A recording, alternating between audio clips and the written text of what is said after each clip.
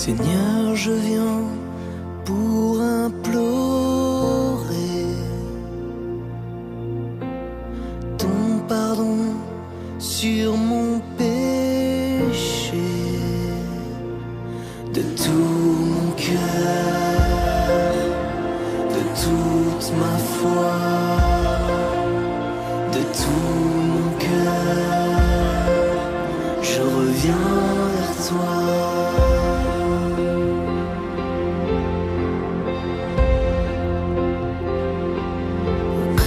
Je viens pour implorer ton pardon sur mon péché.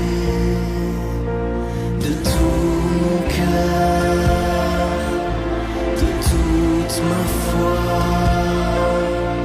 de tout mon cœur, je reviens vers toi.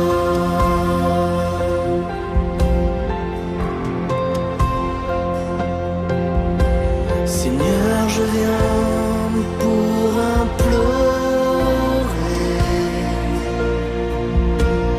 ton pardon sur mon péché. De tout mon cœur, de toute ma foi, de tout mon cœur, je reviens vers toi.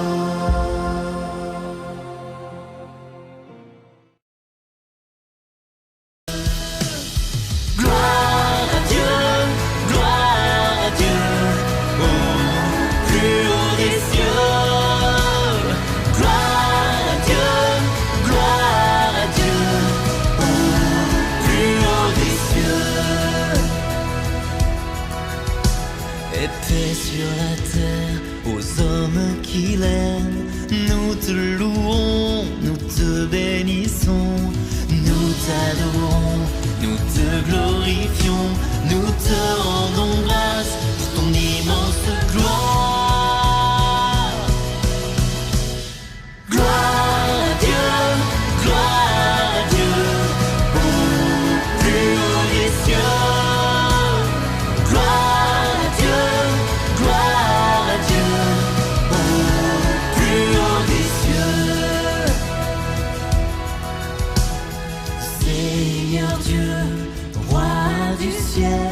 Dieu le Père Tout-Puissant, Seigneur Fils unique, Jésus-Christ, Seigneur Dieu, agneau de Dieu, le Fils du Père. Gloire à Dieu, gloire à Dieu, au plus haut des cieux. Gloire à Dieu, gloire à Dieu.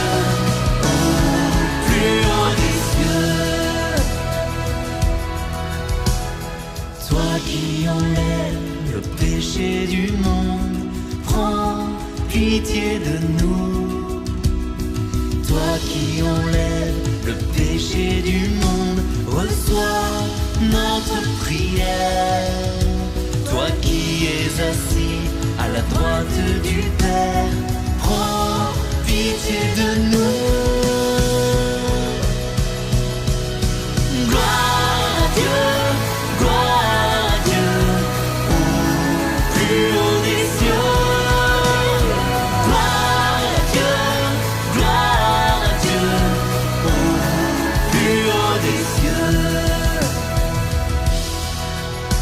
Car toi seul est saint, toi seul est Seigneur, toi seul est le Très-Haut Jésus-Christ, dans l'unité du Saint-Esprit et dans la gloire de Dieu le Père.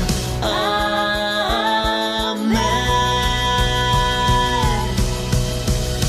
Gloire à Dieu, gloire à Dieu, au plus haut des cieux. Gloire à Dieu, gloire à Dieu, au plus haut des cieux. Gloire à Dieu, gloire à Dieu, au plus haut des cieux. Gloire à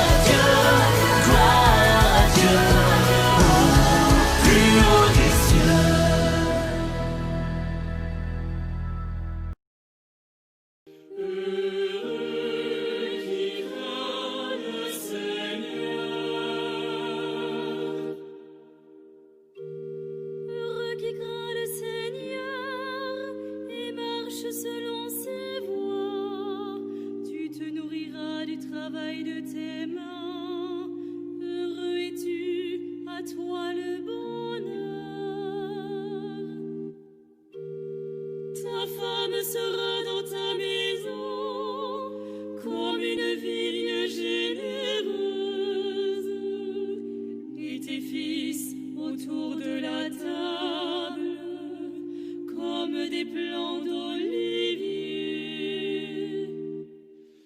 Heureux qui craint le Seigneur.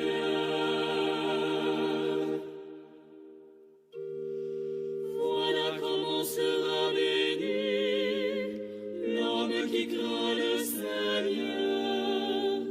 De Sion, que le Seigneur te bénisse. Tu verras le bonheur de Jérusalem tous les jours de ta vie. Heureux qui craint le Seigneur. C'est l'acclamation de l'évangile, l'Alléluia. Alléluia, ça veut dire loué soit Dieu. Toute l'assemblée est appelée à se mettre debout et à proclamer et à acclamer la parole de Dieu qu'elle va écouter. Alléluia, c'est un chant qui s'interprète dans la joie, avec conviction, avec force. Voici l'Alléluia en Fa majeur.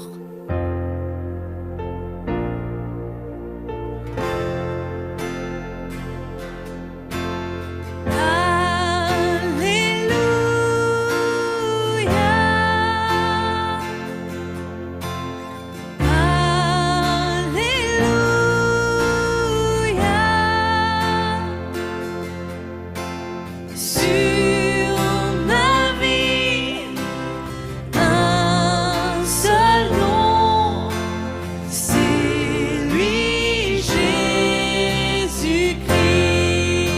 Alléluia,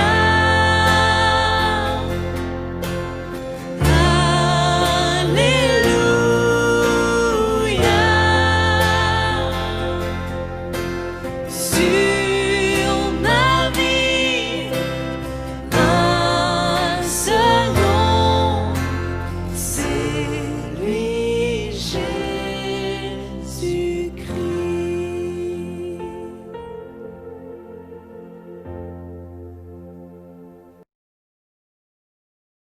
Car le royaume des cieux est semblable à un homme qui, partant pour un voyage, appela ses serviteurs et leur remit ses biens. À l'un, il donna 5 talents, à l'autre 2, et au troisième 1 seul, à chacun selon sa capacité. Et il partit.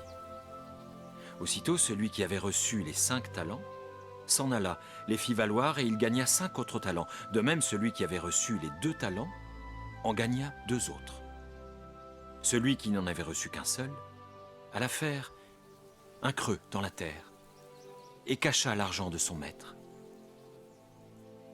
Longtemps après, le maître de ses serviteurs revint et leur fit rendre compte.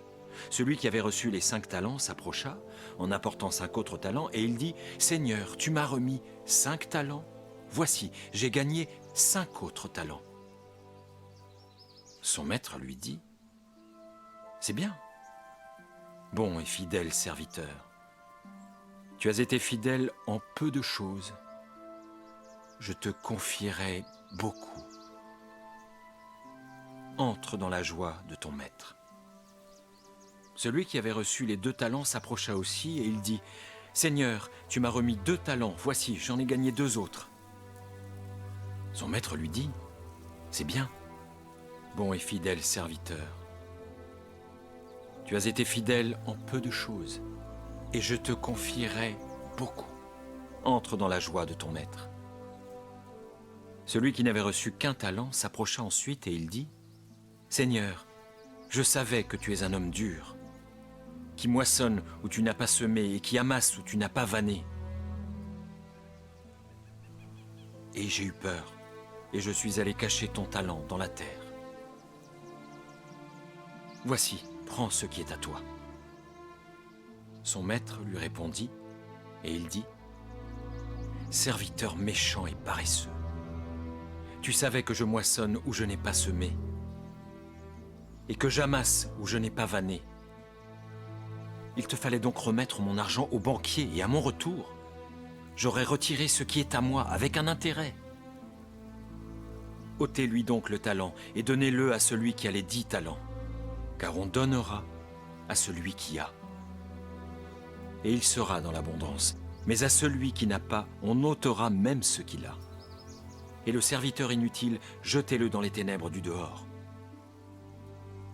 où il y aura des pleurs et des grincements de dents.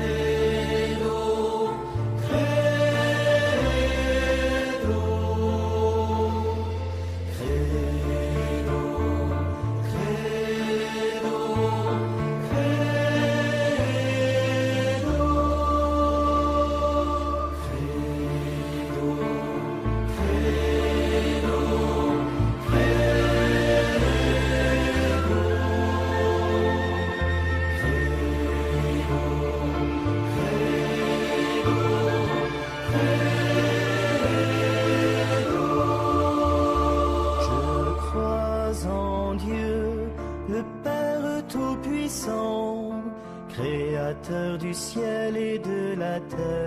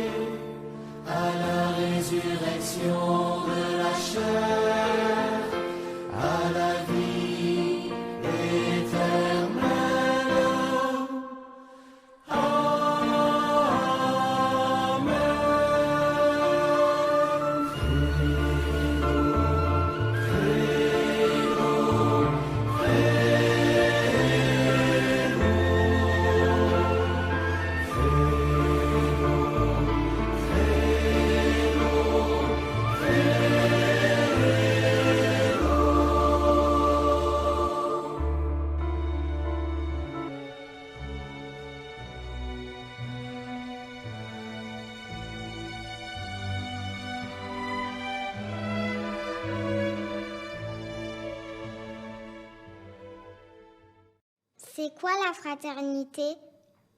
Un symbole? Une devise gravée dans la pierre? Une belle idée de l'humanité qui nous rend fiers. Mais ça ne peut plus rester une promesse en l'air. La fraternité, Et maintenant... Il faut la faire. Et ce n'est pas facile. La fin de la pauvreté n'est pas pour demain, on va pas se mentir. Mais laisser faire... Laisser tomber, ce serait pire. Alors il faut pouvoir regarder en face. Ceux qui ne trouvent plus leur place. Leur dire qu'on est tous frères. Que ça pourrait être nous, dans la galère. C'est un enfant qu'on aide dans sa scolarité. C'est une grand-mère qui se sent utile et aimée. Un coin de terre, un bout de jardin, où on peut encore se sentir bien. Une main que l'on tend dans les crises et les tempêtes. Un large sourire qui dit « C'est bon, ça y est, vous y êtes ». Ou la chaleur d'un bon café. Pour s'opposer, pour tout raconter. C'est tout ça, la fraternité. C'est refuser les inégalités. L'égalité ou la précarité, peu Peu importe importe ce qu'on fait ou ce qui nous pousse à le faire, L'important est d'agir et d'être solidaire. Même si c'est peu, même si ce n'est pas tout le temps. Le jour où vous commencerez sera toujours le bon moment. Vous pensez que la fraternité ne va rien régler? Nous, on propose juste un truc. Et si on essayait? Parce qu'il suffirait qu'on le décide. Vous, Nous. maintenant, Et ça changerait la vie de millions de gens. La fraternité n'est pas une promesse en l'air. C'est une révolution! Et ensemble, on peut la faire.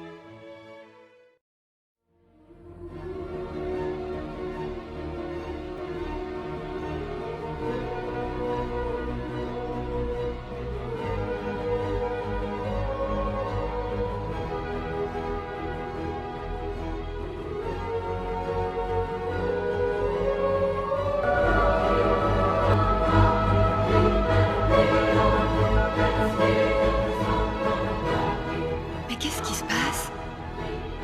Ce sont des anges?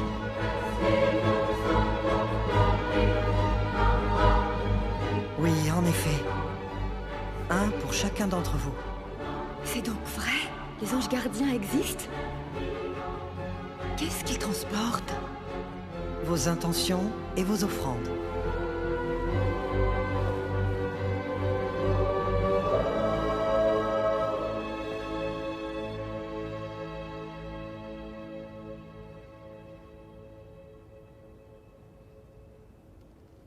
Et cela? Pourquoi ils n'emportent rien? Parce que les personnes dont ils s'occupent n'ont rien à demander, voilà. Elles n'ont prêté aucune attention durant la messe, ou pire encore. Elles sont venues à l'église contre leur gré. Forcées, ou par habitude. Ces personnes n'ont rien à présenter à Dieu. C'est pourquoi elles sont si tristes. Alors que peuvent faire leurs anges? Ils prient pour elles. Écoutez. Et qu'est-ce qu'ils font, là? Ils implorent Dieu pour eux. Leur voix est l'offrande qui s'élève au-dessus de la terre, pour atteindre les cieux et être entendue par Dieu.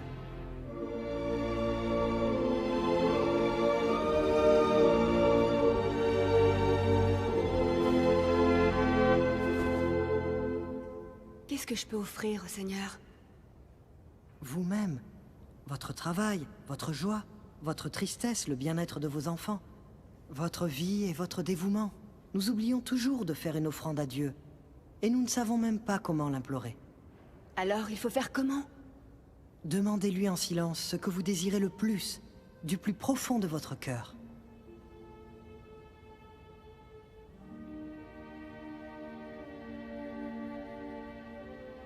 Très bien. À présent, priez pour les autres. Priez pour votre fils, pour Fernando. Priez pour vos parents et votre famille. Ne vous arrêtez pas, continuez. Priez pour que le monde soit en paix, pour les pécheurs, pour les prêtres et leur mission. Priez Dieu, pas seulement pour vous-même, mais pour ceux qui en ont le plus besoin. Et maintenant, avec toute votre âme, faites votre offrande au Seigneur.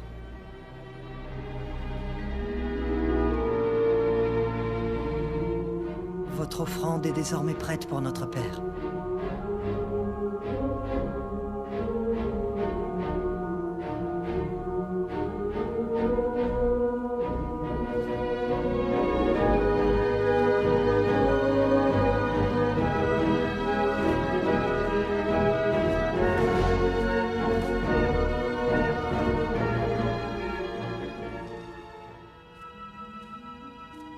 C'est pourquoi nous te supplions de consacrer toi-même les offrandes que nous apportons.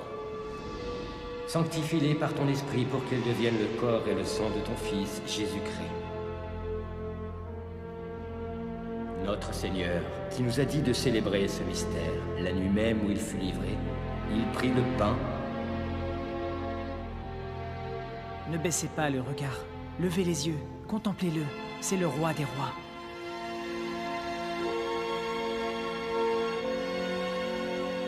De même, à la fin du repas, il prit la coupe.